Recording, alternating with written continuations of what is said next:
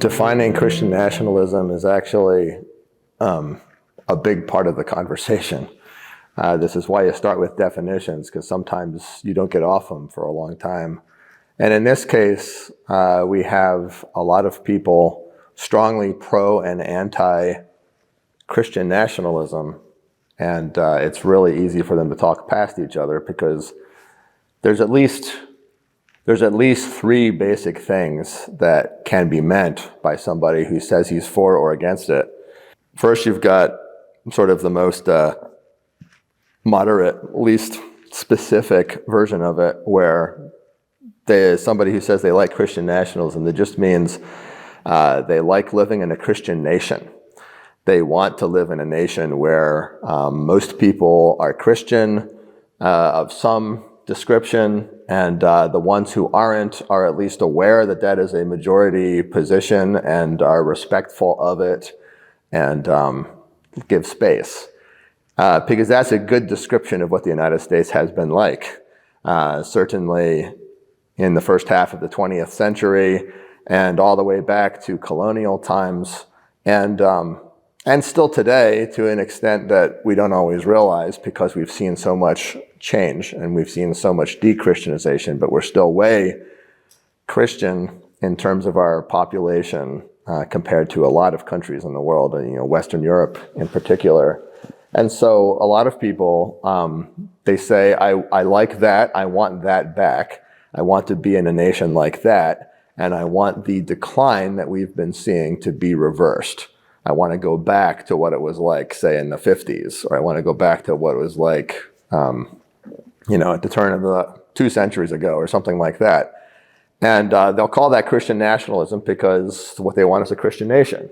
But that's different from a definition of Christian nationalism where you want the government to be intentionally Christian, where you want there to be rules about, that actually touch on theology. You want there to be at least some kind of requirement for people to be Christian in order to hold office, that kind of thing, because that is the kind of thing we had in the colonies before we had the United States. Like in the Massachusetts Bay Colony, you couldn't run for office unless you were in good standing with the church, which means that you were a regular attender, you were a member, and to be a member, you made a certain confession of faith. And that is Christian nationalism in a more precise way, where the government says, the leaders say, we are going to be a Christian nation, and we're going to take the steps necessary to do that. And the United States has never been that kind of Christian nation. The United States has never had that kind of Christian nationalism.